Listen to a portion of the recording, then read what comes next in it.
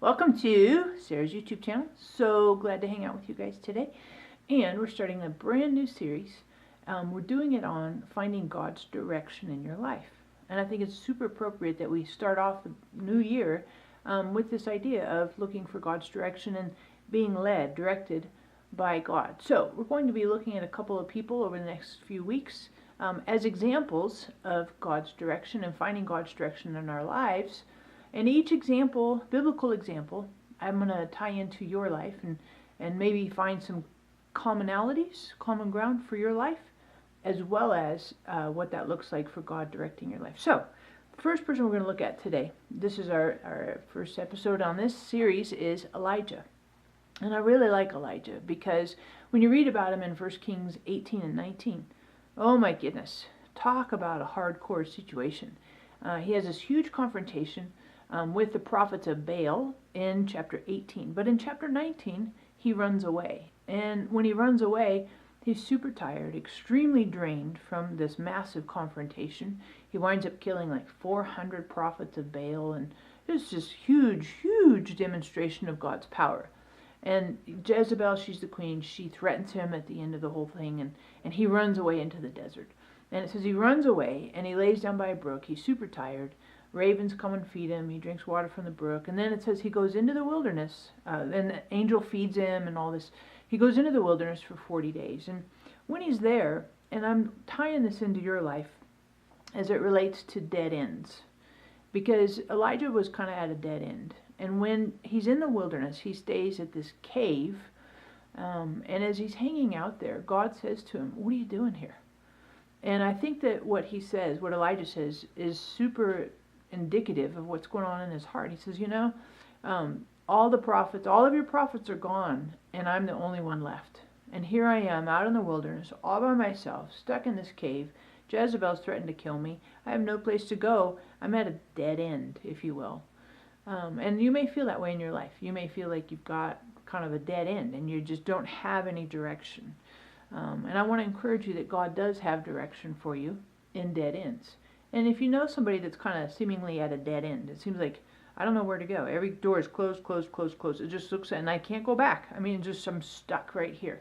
I would encourage you to send this short little clip to whoever you know that is at a dead end, because God has answers and solutions and help for the dead end. So when you think about it, this is what happened. When Elijah's in this cave, God speaks to him, and he asks him the first time, "What are you doing here?" Elijah tells him. And then Elijah sleeps again, and he does it again. God says to him, "What are you doing here?" And he says the exact same thing. And I like what happens after that, because it's at this point that God really speaks to Elijah. But he doesn't speak to him. There's this huge demonstration of wind that is so strong it breaks apart the rocks. There's a giant earthquake, and there's a fire. None of these things, so to speak, capture Elijah's attention. And sometimes when we're at a dead end, we're looking for some demonstrative, Shazam, writing in the sky, something supernatural. And all these things were very supernatural for Elijah. But what captured his attention was the still small voice. In the Hebrew, it's the word a still whisper, a small whisper. And that's what got Elijah's attention. And it's when he heard that little whisper, that little breeze, that he came out of the cave and had a conversation with God. And from that conversation, God gave him direction. This is what you're to do next. So I would encourage you, if you're in a dead-end situation and you feel like I don't have any direction, be intent about seeking the voice of God. And don't get kind of distracted by various events or, smoke and mirrors and all kinds of crazy stuff going on. But be very intentional about listening and being quiet and still in your heart for that quiet whisper, the voice of God. And as you do that, watch God just give you line upon line. Maybe it's not necessarily giant steps, but at least some next steps on what to do. Just encourage you that God has good things for you and wants to direct your steps, but maybe God sometimes seems a little quiet so that we'll press in a little bit closer.